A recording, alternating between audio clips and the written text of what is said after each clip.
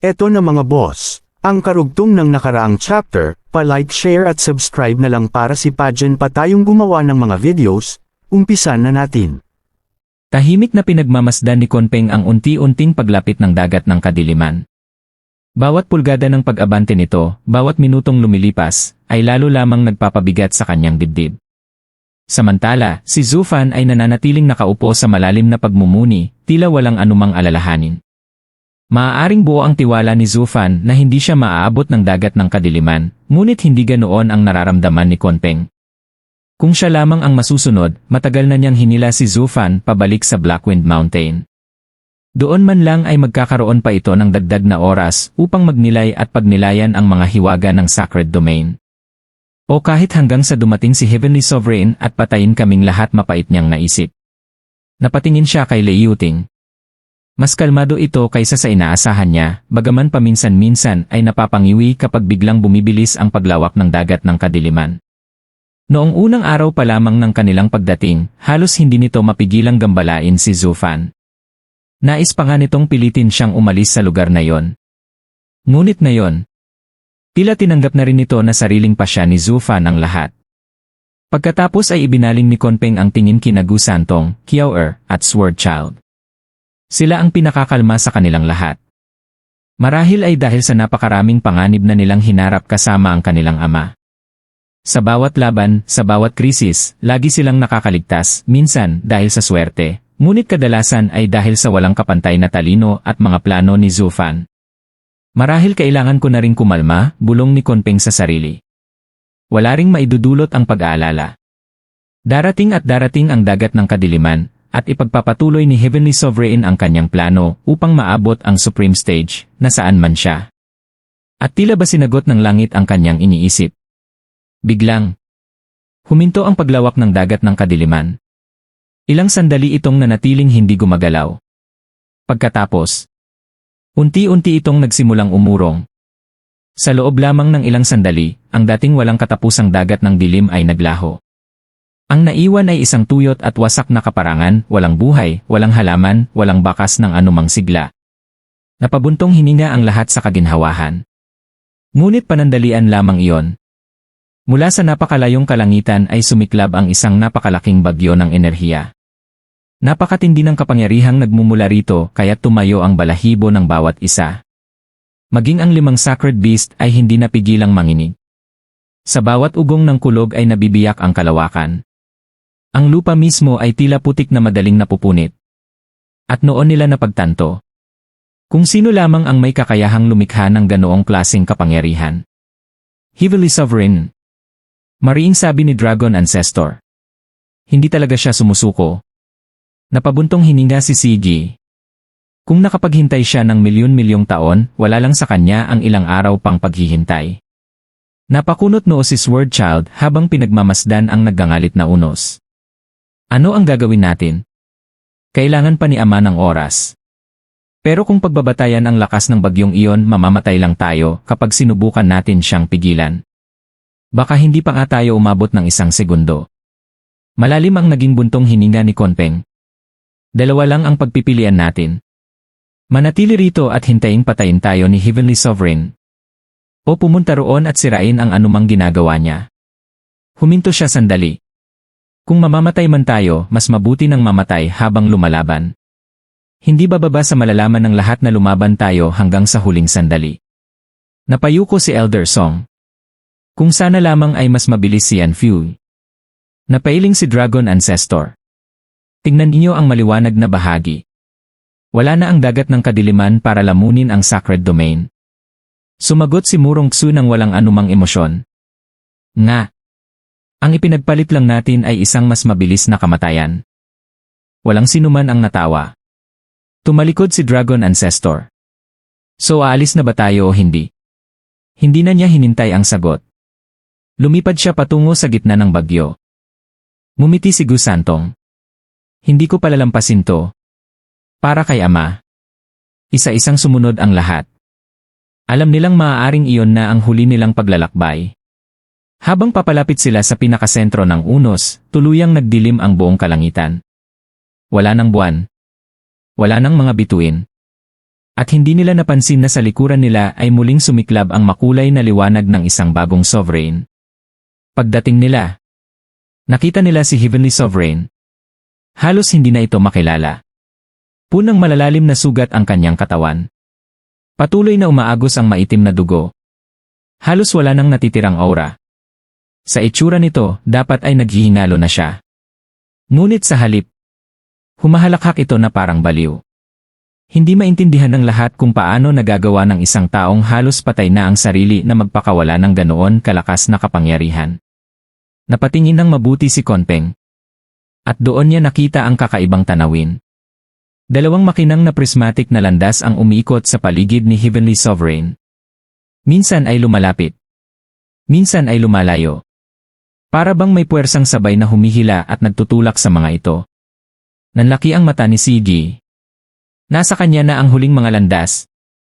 Kaya siya umatras. May nakahanda pala siyang plano. Kinuha niya ang natitirang mga landas mula sa dagat ng kadiliman. Napasimangot si Lei Yuting.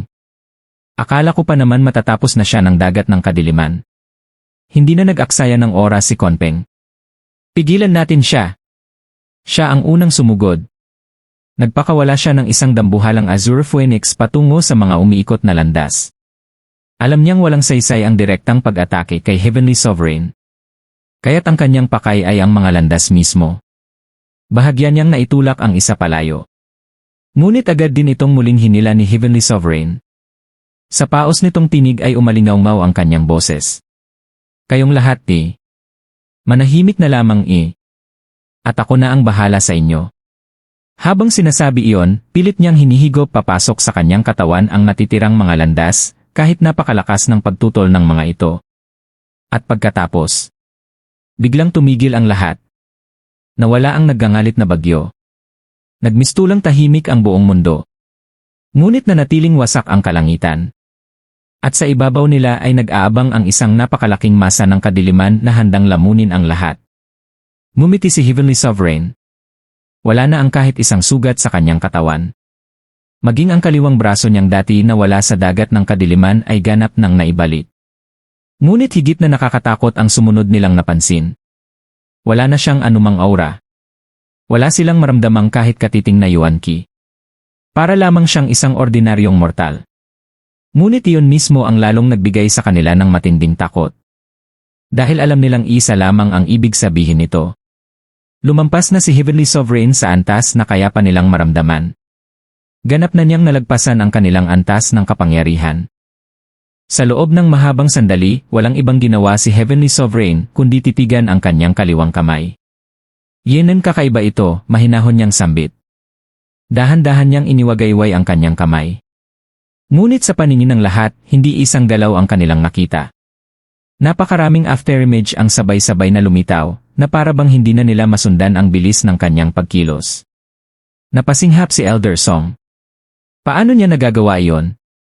Hindi ba't ang Supreme Stage ay dapat gumagamit lamang ng kapangyarihan ng mga landas na ginamit upang marating ito? Bakit nagagamit pa niya ang kapangyarihan ng aking creation path? Napangiti si Heavenly Sovereign. Iyon pala ang paraan kung paano mo nilikha ang Heavenly Eye noon. Habang sinasabi iyon, patuloy niyang sinusubok ang bago niyang kapangyarihan. Mas kalmado siya ngayon kaysa dati. Ang dating pagkabaliw at pagkainip na dulot ng bewitching ay tila tuluyan nang nawala. Noong pilit kong isinama sa aking katawan ang huling dalawang landas upang pigilan ang inyong panggugulo, wika niya, akala ko'y sasabog ako at mamamatay kasama ang halos buong sacred domain. Napailing siya. Isang himala na nakaligtas ako. Hindi makapaniwala si Dragon Ancestor. Impossible. Kahit pagsamahin ang lahat ng landas, hindi sila dapat magkaroon ng kapangyarihang kayang wasakin ang buong mundo. Hindi niya matanggap ang nangyayari. Bilang isang nilalang na halos nasa antas na rin ng Sovereign, alam niyang napakalaki ng agwat ng kapangyarihan. Ngunit hindi niya kailanman inakalang ganoon ito kalaki. Ngumiti si Heavenly Sovereign. Noong una kong nasilayan ang posibilidad ng isang antas na higit pa sa Sovereign Stage. Hindi ko rin inakalang ganito pala ito. Tuminala siya sa kalangitan.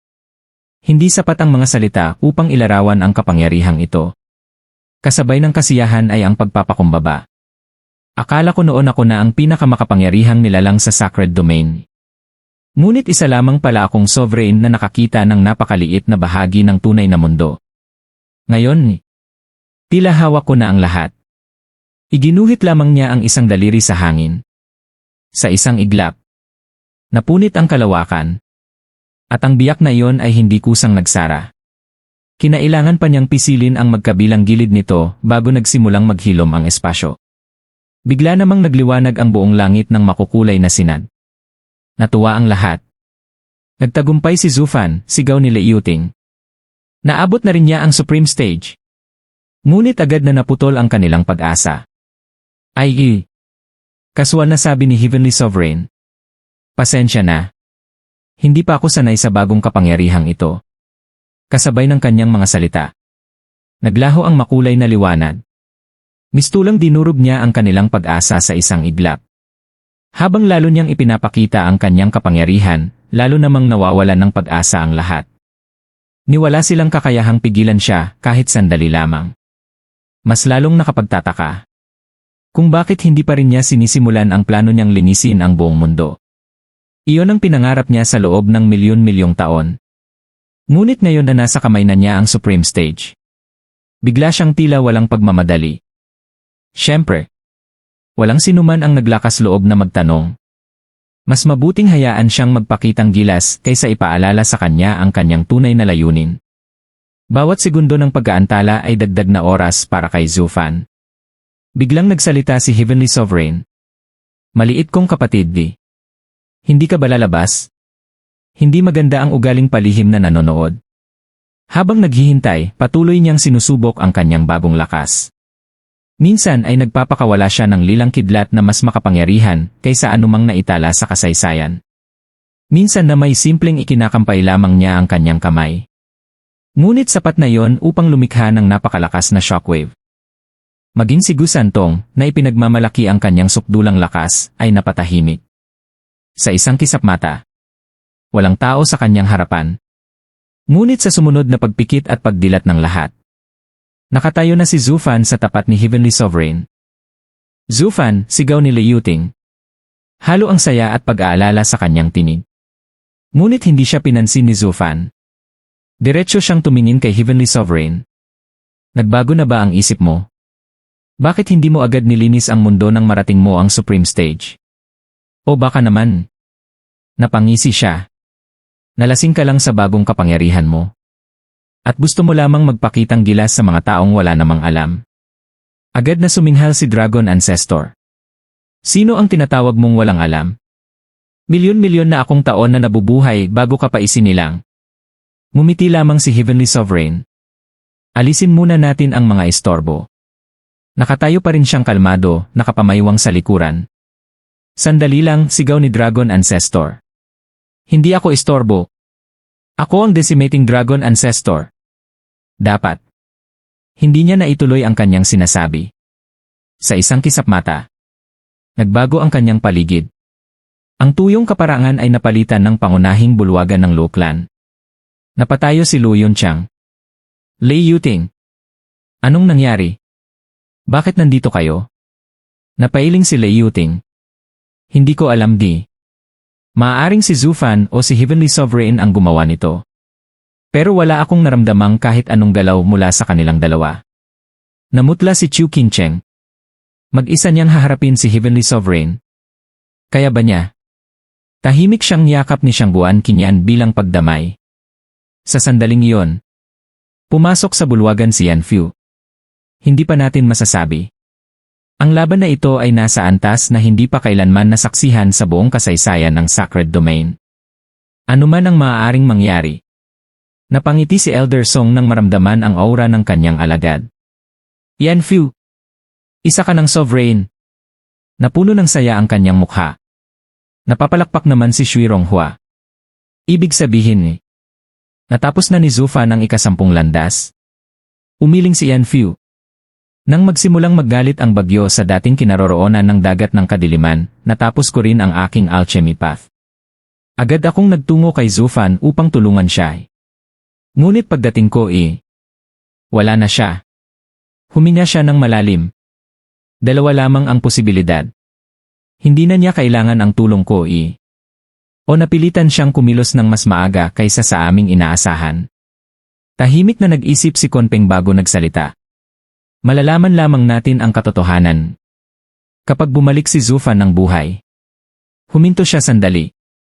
O kapag tuluyan ng nabura ang sangkatauhan. Bakit ko paaliwin ang mga yon? Bakit ko hahayaang isipin nilang nakakabili sila ng oras upang maabot mo ang aking antas at labanan ako para sa kapalaran ng sangkatauhan laban sa kalooban ng langit? Bakit mo pa itinatanong ang sagot na alam mo na, munting kapatid? Tahimik na umupo si Heavenly Sovereign sa isang upuang yari sa mahogany. Kasabay nito, biglang lumitaw mula sa kawalan ang isang mesa at isang go-board. Maingat niyang inilapag ang unang itim na piyesa. Matapos kong pagsamahin ang huling dalawang landas dahil lamang sa swerte, pagpapatuloy niya, napagtanto kong pinilit ko lamang ang sarili kong umabot sa Supreme Stage. Ikaw naman tunay na nakamit mo ito sa sarili mong kakayahan. Mula pa lamang doon, malinaw na kung sino ang mas makapangyarihan sa ating dalawa. Madali kong pinatay ang iyong mga kaibigan at ang mga banal na halimaw upang simulan ang aking plano. Ngunit alam nating pareho na darating ka rin sa tamang oras upang pigilan ako. Tahimik na naupo si Zufan sa kabilang panig habang unti-unting lumilitaw ang sarili niyang upuan. Inilapag niya ang unang puting piyesa. Kaya wala ka ng balak makipaglaban, tanong niya. Akala ko ba ang tanging layunin mo ay linisin ang buong mundo? Nagbago na ba ang isip mo? Hindi, sagot ni Heavenly Sovereign. Hindi kailanman nagbago ang aking layunin. Ang nagbago lamang ay ang aking isipan. Nang marating ko ang Supreme Stage, bumalik ang katahimikang matagal ko nang nawala simula nang lumitaw ang dagat ng kadiliman. Kung gayon, muling tanong ni Zufan, dahil alam mong hindi mo ako matatalo, hindi mo naman lang susubukan. Bahagyang ngumiti si Heavenly Sovereign. Nang marating ko ang Supreme Stage, saka ko lamang tunay na naunawaan ang lawak ng kapangyarihan ng Heaven's Will. Lumawak ang aking kamalayan sa buong Sacred Domain. Ngunit may isang lugar na hindi ko makita. Ang lugar kung saan naroon ka. Sa simula, inakala kong itinago ka ng Heaven's Will. Ngunit hindi iyon ang totoo. Lumampas ka na rin sa mismong Heaven's Will. Nakatuklas ka ng mas mataas pang antas kaysa Supreme Stage, hindi ba? Tahimik na tumango si Zufan. Naalala niya ang mga panahong nagmumuni-muni siya habang inuunawa ang mga landas ng kanyang mga kaibigan upang mabuo ang sarili niyang landas. Matapos niyang makumpleto ang creation path ni Elder Song, isa na lamang ang natitirang landas. Marami siyang maaaring piliing simulang tahakin. Ngunit sa pagkakataong iyon, hindi niya pinakinggan ang lohika. Pinakinggan niya ang kanyang puso. At doon niya natagpuan ang mga sagot na kailanman ay hindi sumagi sa kanyang isipan. Noon niya naunawaan na ang lahat ng iyon ay hindi nanggaling sa iba. Nanggaling ang mga ito sa kanyang tunay na sarili. Sa mahabang panahon niyang pagsasanay sa True Self-Art, hanggang sa bumaba ang kanyang panlabas na kultibasyon sa unang antas ng Foundation Establishment, isa na lamang ang natitira upang makamit ang sukdulan nito. Alam niyang kapag ganap niyang nakumpleto ang True Self-Art, lalampas siya sa lahat ng kanyang nalalaman at matutuklasan ang isang panibagong mundo. Lumampas ka na sa mga hangganan ng Sacred Domain at maging ng Heaven's Will, bulong ni Heavenly Sovereign na may halong inggit. Hindi ka itinago ng Heaven's Will. Hindi ka na lamang talaga nito kayang abutin. Ako nga, marahang tugon ni Zufan. Ngayon ay nasa lahat ako ng dako. Kasabay ng kanyang tinig, umalinggaw ang kanyang boses mula sa bawat sulok ng paligid ni Heavenly Sovereign. At wala rin sa kahit saan. Tila naroon siya sa harapan nito. Ngunit kasabay nito, tila nasa buong sansinukob din siya. Ngumiti si Zufan. Ano ang balak mong gawin ngayon? Matagal na nanahimik si Heavenly Sovereign bago muling nagsalita. Kung nagtagumpay sana ako babalik kaya ang Sacred Domain sa sinaunang panahon? Sa panahon kung kailan batas ng kalikasan ang namamayani at hindi ang kasakiman ng tao. Marahang umiling si Zufan. Hindi. Hindi mo naunawaan ang tunay na kalikasan ng Heaven's Will. Ito ang ating lumikha. Ngunit tayo rin ang humuhubog rito. Bagamat ito ang pinagmulan ng lahat, naapektuhan din ito ng lahat ng nilikha nito. Ang nais mong mangyari ay imposible. Sapagkat mangangailangan iyon ng isang ganap na bagong Heaven's Will. Isang panibagong daigdig na pinamamahalaan ng ibang kapangyarihan. Biglang naglaho ang paligid. Napalitan ito ng isang walang katapusang puting espasyo. Walang lupa. Walang langit. Walang kahit ano. Nanlaki ang mga mata ni Heavenly Sovereign.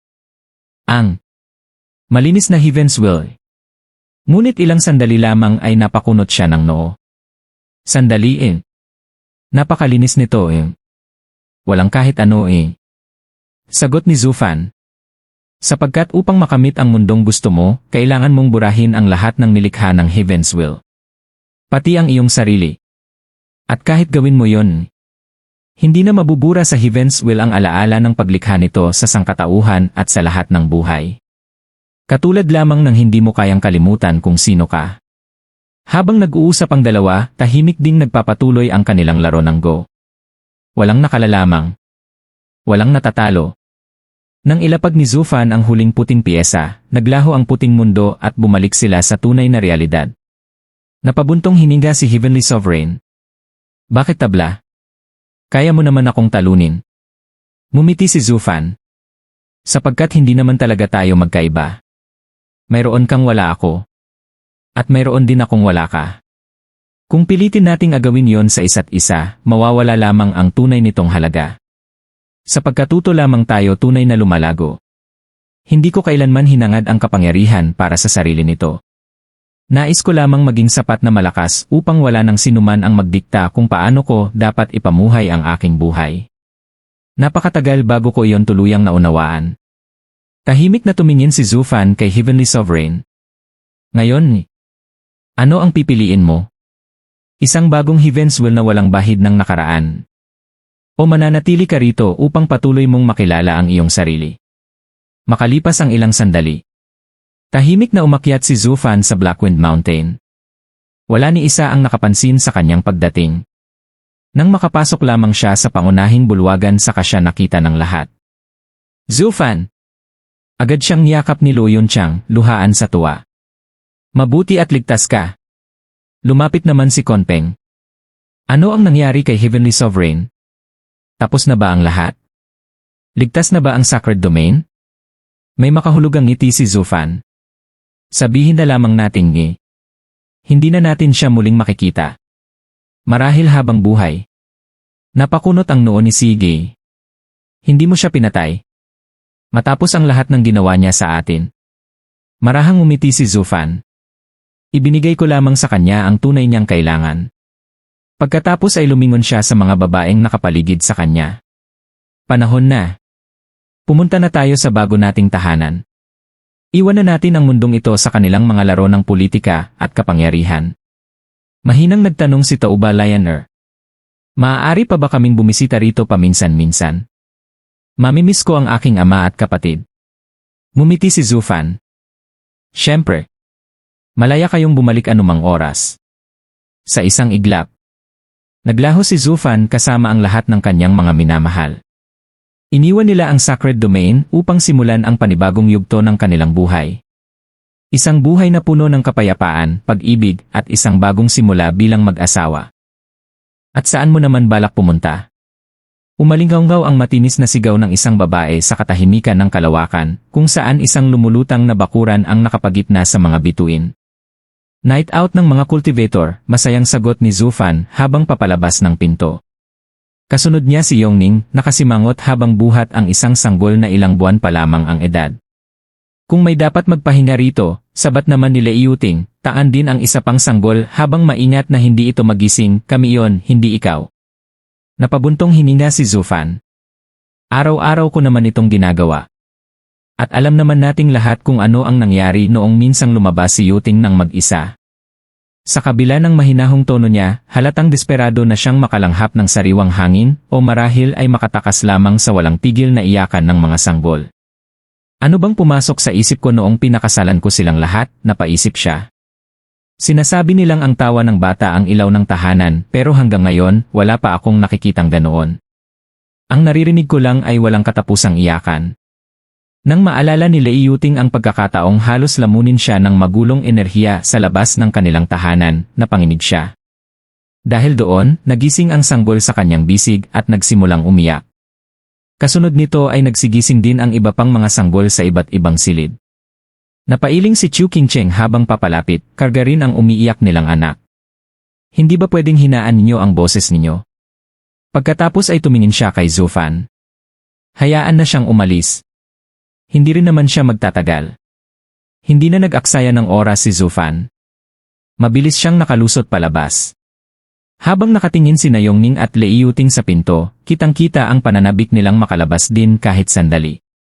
Ngunit kahit pare-pareho na silang umabot sa Supreme Stage, hindi pa sapat ang kanilang pag-unawa sa Dao upang makalabas sa magulong enerhiya sa labas at makasabay kay Zufan.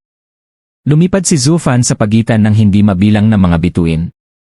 May mga bituing maliwanag. May mahihina. At mayroon ding ganap ng maitim. Tuwing may makita siyang namamatay na mundo, tahimik niya itong tinutunaw pabalik sa primordial chaotic energy, ang pinagmulan ng lahat ng sansinukob. Makalipas ang ilang oras, narating niya ang isang kakaibang gusali. Isa itong lumang tavern. Kupas ang mga kahoy. Luma ang bubong. Sa itaas ng pintuan ay may karatulang pabago-bago ang nakasulat depende sa tumitingin. Nang siya na ang pumasok, lumitaw rito ang mga salitang katapusan ng mundo. Hindi niya yon pinansin. Lumapit siya sa bar. Naroon ang dambuhalang lalaking may sungay ng toro na abala sa pagpupunas ng isang maliit na mob. Hoy, Mino, nakangiting bati ni Zufan. Pareho pa rin. Napabuntong hininga ang higante. Ilang beses ko bang sasabihin? May pangalan ako. Gayunman, inilabas pa rin ito ang isang basong puno ng umiikot na makukulay na enerhiya. Bago pa ito makuha ni Zufan, mabilis niya itong hinila pabalik. May nakakalimutan ka yata. Napailing si Zufan. Hindi mo pa rin ba ako pinagkakatiwalaan? Hindi kumibo si Mino. Napabuntong hininga si Zufan bago inilabas ang isang perpektong puting bilog. Sa mismong presensya pa lamang nito ay nababaluktot na ang espasyo sa paligid. Ngumiti si Mino. Magaling. Palagi kang nakakakuha ng pinakamalinis na esensya mula sa mga namamatay na mundo. Trabaho lang, sagot ni Zufan habang iniinom ang makulay na inumin. Para bang bahaghari mismo ang dumaloy sa kanyang katawan. Salamat din pala sa Array Flood. Kung wala iyon, baka nagkaroon na ng sariling kamalayan maging ang mga bote ng gatas ng mga anak ko. Napahalakhak si Mino. Walang anuman. Pero bakit mo ba kasi pinahirapan ang sarili mo? Hindi ba sapat ang isang asawa? Natutunan ko na ang leksyon ko ng muntik ng ipako ng asawa ko sa krus ang katulong naming nanliligaw sa akin. Napakadelikado ng mga babae. Lalo na kapag marami sila. Napailing si Zufan. Nasa masamang kalagayan lang talaga ako noon. Pero naniniwala akong magiging maayos din ang lahat. Bigla siyang napalingon sa pintuan. Lenan ni.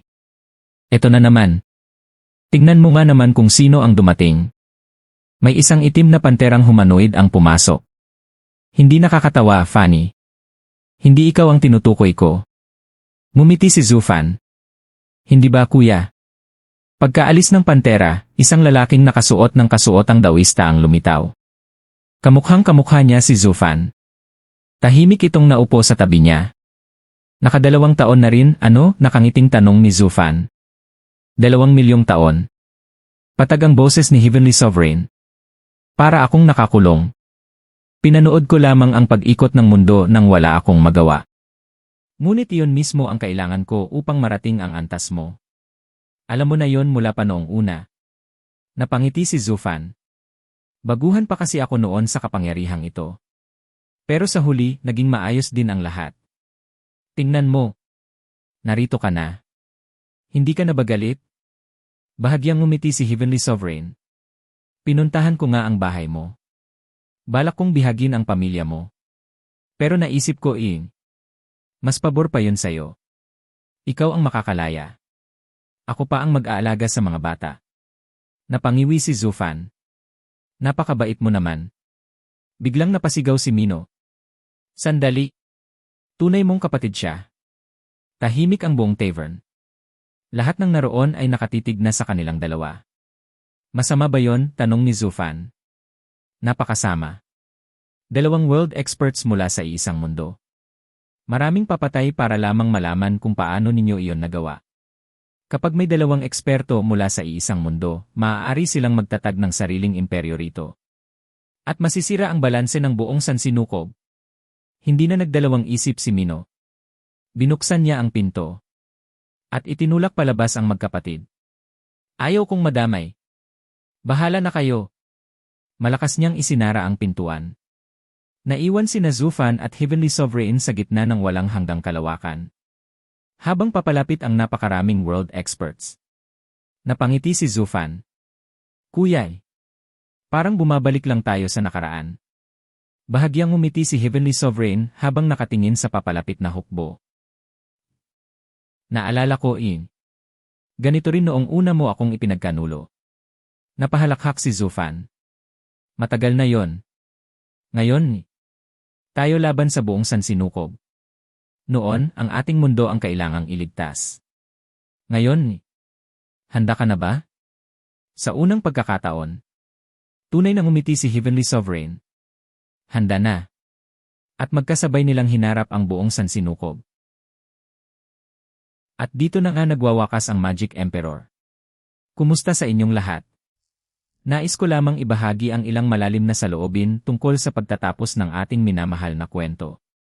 Mahirap ilarawan sa salita ang lungkot na naramdaman ko sa naging wakas ng orihinal na kwento. Napakasakit makita na ang isang napakahabang paglalakbay ay nagtapos sa paraang malayong malayo sa inaasahan at minimithi ng ating mga puso. Dahil dito, nais kong ipaabot ang aking taos-pusong pasasalamat sa mga tagahanga na nagkusang gumawa ng second ending. Hindi ko maipaliwanag kung gaano ako nagpapasalamat. Lalo na sa napakagandang ending. Inabot ako ng matinding damdamin at napaluha sa pagtatapos na yon. Wala akong sapat na salita upang ipahayag ang aking pasasalamat. Ginawa mo ito hindi lamang gamit ang isip, kundi higit sa lahat gamit ang puso. Naunawaan mo ang tunay na damdamin naming mga tagahanga. Para sa author ng orihinal na kwento, nais kong sabihin. Napakaganda ng iyong obra. Isa itong kwentong nagpapalawak ng isip at nagbibigay ng malalim na aral. Ngunit marahil dahil napakalaki ng ibinigay nito sa amin, ganoon din kalaki ang aming inaasahan sa magiging wakas nito. Ibinabahagi ko ito upang gisingin tayong mga tagahanga na hindi pa rin matanggap ang pakiramdam ng kawalan ng ganap na pagtatapos. Hangad naming mga tagahanga wakas na nararapat para kay Zufan. Matapos ang lahat ng sakripisyong kanyang tiniis, ang bawat laban na hinarap niya sa gitna ng dugo, pagdurusa, at matinding pag-iisa, karapat-dapat lamang na lubos niyang maranasan ang buhay na pinaghirapan niyang buuin gamit ang sarili niyang mga kamay. Si Zufan ay hindi lamang isang karakter. Isa siyang sagisag ng isang matatag at hindi matitinag na kalooban, at karapat-dapat siyang magkaroon ng isang wakas na tunay na angkop sa kanyang alamat. Muli maraming salamat mga boss. God bless sa inyo lahat.